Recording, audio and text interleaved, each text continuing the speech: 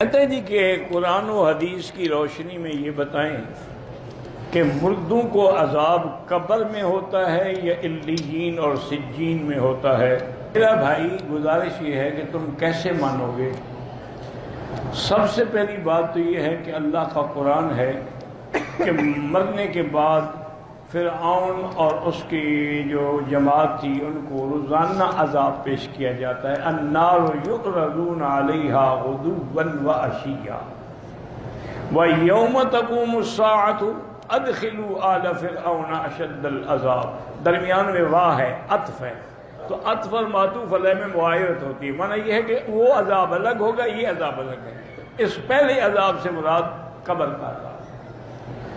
دوسری ہمارے پاس سب سے بڑی گواہی جو ہے وہ امام الانبیاء کی ہے، جس کو خود اللہ نے شاہد بنا کے بھیجا ہے کہ ارسلناک شاہدا ومبشرا ونذیرا۔ حضور دو قبروں پہ گزرے فمر بقبرین فقال انہما یعذبان، ان پہ عذاب ہو رہا ہے۔ تو آپ قبر پہ کھڑے تھے یا سجین پہ کھڑے تھے یا علیین میں کھڑے تھے؟ خدا کا خوف کرو۔ اتنی وضاحت کے باوجود بھی تمہیں اعتماد نہیں آتا۔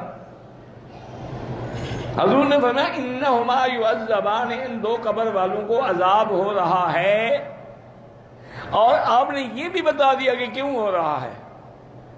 آپ نے فرمایا کہ احدہما لا یستتر عن البول، ایک کو بیماری تھی پیشاب کی، ان کے قطروں سے نہیں بچتا تھا، اگر کپڑوں پہ لگ گیا بدن پہ لگ گیا تو نہیں دھوتا تھا، اس وجہ سے عذاب میں ہے۔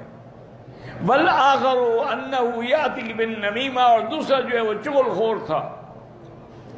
تو اب حضور خود فرما رہے ہیں قبر پہ کھڑے ہیں، اور فرمایا انہما، ان دونوں پر،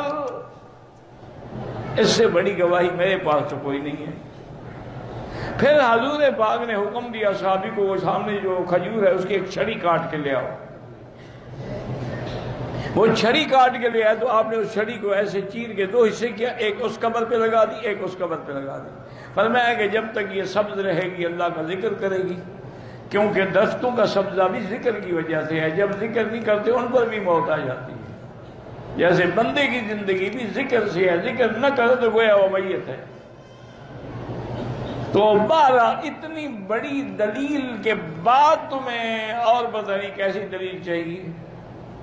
اسی طرح ایک دفعہ حضور گزرے، 7 قبریں تھیں، فرمایا ان کو عذاب ہو رہا ہے، انہوں نے کہا ہاں جی یہ کافروں کی قبریں ہیں۔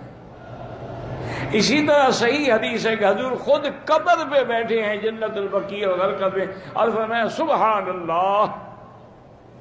صحابہ ڈر گئے، انہوں نے کہا رسول اللہ کیا بات ہے؟ فرمایا کہ میں قبر پہ بیٹھا ہوں، میرے صحابی کو قبر نے پکڑ لیا، زغطۃ القبر آ گیا۔ اب میں نے اللہ سے دعا کی تو قبر نے چھوڑ دیا۔ تو حضور قبر پہ بیٹھے تھے کہ علیین میں بیٹھے تھے؟ خدا کا خوف کرو۔ ارواح علیین میں ہوتے ہیں مومن کے، کافر کے سجین میں ہوتے، لیکن ان کا قبر سے تعلق جوڑ دیا جاتا ہے۔ جیسے سورج اپنے مقام پہ ہے لیکن لائٹ ہر جگہ آ رہی ہے۔ اب جیسے موبائل تمہارے ہاتھ میں ہے، جہاں چاہو بات کر سکتے ہو، اس کا تعلق سیٹلائٹ سے ہے، کوئی تار نہیں، کوئی وائر نہیں، کوئی کیبل نہیں۔ تو اگر بندے ایسی چیز بنا سکتے ہیں تو اللہ نہیں کر سکتے؟ خدا کا خوف کرو، بلا وجہ ایسے مسائل میں پڑھ کے اللہ کے نبی کی امت کو گمراہ نہ کرو۔